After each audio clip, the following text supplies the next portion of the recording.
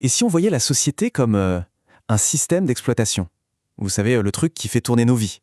Un système qui, pour certains, est un peu buggé sur les bords, parfois super lent. Bref, un système qui mériterait bien un bon gros reboot. Alors explorons ensemble un plan assez radical pour tout redémarrer.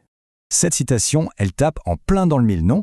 Elle vient d'un séminaire en Belgique et elle résume bien ce sentiment d'impuissance qu'on peut ressentir. On se retrouve face à des systèmes, comme le numérique ici, qui s'imposent à nous sans qu'on ait vraiment eu notre mot à dire. C'est un peu comme si on nous forçait à faire une mise à jour sans nous demander notre avis. Ok, mais face à ça, on fait quoi? Et si on pouvait imaginer un plan? Un plan vraiment radical, qui mélangerait des idées qui, à première vue, n'ont rien à voir ensemble. L'objectif, ce serait pas juste de critiquer, mais carrément de remplacer le système pièce par pièce. Allez, c'est parti, on se lance. Bon, pour rebooter un système, il faut bien en avoir un nouveau à installer. Logique. Le cœur de notre plan, son système d'exploitation philosophique si on veut, c'est ce qu'on appelle l'anarcho-capitalisme. Alors l'anarcho-capitalisme, l'idée de base est assez directe. Prenez tout ce que fait l'État aujourd'hui, la police, la justice, même l'armée, et imaginez que tout ça soit géré par des boîtes privées.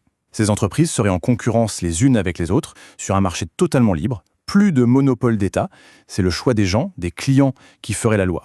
Attention, il ne faut pas confondre ça avec le minarchisme. C'est pas la même chose.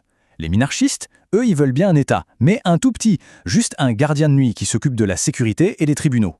Les anarcaps, eux, c'est non, catégorique. Pour eux, même un mini-État, ça reste un monopole qu'utilise la force. Leur solution, c'est la concurrence, mais la concurrence totale pour tout.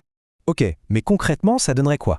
Eh bien, les outils sont là. À la place de la police, on aurait des agences de défense privées. C'est un peu comme si on s'abonnait à un service de sécurité. Un problème, un litige, pas de tribunal d'État, on choisit un arbitre privé. Et qu'est-ce qui empêche tout ça de déraper? Pas les lois votées, mais les lois du marché. La réputation, la concurrence, si une agence fait mal son boulot, elle perd ses clients. C'est ça l'idée. Bon, on a notre nouveau système d'exploitation. C'est un bon début. Mais comment on fait pour que les gens l'adoptent? C'est là que la deuxième brique de notre plan entre en jeu. Une méthode de mobilisation qui s'inspire de quelque chose qui existe vraiment, notamment en Belgique, l'éducation permanente. Alors, l'éducation permanente, attention, ce n'est pas juste des cours du soir. Non, c'est une vraie philosophie de l'action. L'idée, c'est de transformer le savoir en pouvoir d'agir, donner aux gens les clés pour reprendre le contrôle. C'est un peu le mode d'emploi de notre plan de redémarrage citoyen. Et voilà comment ça marche. C'est un processus en 4 étapes. Tout part d'un problème perso, d'un truc qui nous agace au quotidien. Puis on en parle, et là on se rend compte qu'en fait on n'est pas seul à vivre ça. Ça devient un problème collectif. Ensemble, on essaye de comprendre pourquoi c'est injuste. Et enfin, cette frustration partagée, on la transforme en action politique. C'est comme ça qu'un petit ras-le-bol peut devenir un vrai mouvement. Ok, donc on a la philosophie et on a la méthode pour mobiliser les gens. Mais il manque un truc. Comment on fait pour que ça prenne, pour que les gens aient vraiment envie de participer à grande échelle? La réponse, c'est la troisième pièce du puzzle, la ludification, ou gamification si on préfère. La ludification, qu'est-ce que c'est? C'est simple, on prend ce qui marche dans les jeux, les points, les niveaux, les récompenses, et on l'applique à des trucs qui, à la base, ne sont pas des jeux. Ici, à l'action citoyenne, c'est ça le moteur qui va donner envie de participer et qui va transformer un combat politique en une sorte de quête super engageante. Et pour être concret, voilà comment ça se décline. On peut imaginer un système de points ou de badges pour voir qu'on progresse. Un gros problème à résoudre, on le découpe en petites quêtes, beaucoup plus faciles à aborder. Et surtout, l'aspect social est clé. On crée des guildes, des équipes pour s'entraider à avancer ensemble. Alors maintenant, on met tout ensemble. On prend la philosophie ANARCAP, on y ajoute la méthode de mobilisation de l'éducation permanente et on saupoudre le tout avec le moteur de la ludification. Qu'est-ce qu'on obtient? Un jeu en réalité alternée, un ARG, mais un ARG citoyen. Le concept, c'est donc de lancer un immense jeu dont le terrain est le monde réel.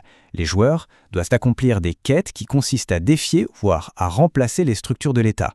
L'univers du jeu, son histoire, c'est les principes ANARCAPS. Et la façon dont on forme des équipes pour réussir les quêtes, eh bien ça vient tout droit des méthodes de l'éducation permanente. Cette image, elle illustre bien le but ultime. Des systeads, des villes flottantes, peu importe la forme. L'idée de fond, c'est de considérer la gouvernance comme un service auquel on s'abonne. Si le service est mauvais, si on n'est pas content, eh bien on change de fournisseur, exactement comme on change d'opérateur mobile. C'est ça, la souveraineté à la carte. Alors, concrètement, comment on joue? La boucle de gameplay est simple. Première étape, on repère un service public qui fonctionne mal.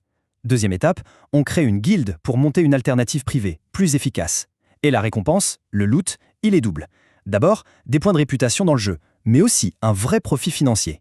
Et à chaque fois qu'une guilde réussit, elle passe au niveau supérieur. Et l'État, lui, perd un peu plus de sa raison d'être.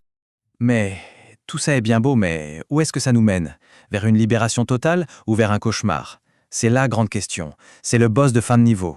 On a deux fins possibles à ce jeu. D'un côté, la fin utopique, une société 100% basée sur le volontariat, la liberté maximale, une innovation débridée. Et de l'autre, la fin dystopique, un monde où des corporations géantes ont remplacé l'État, où la justice est à vendre aux plus offrants.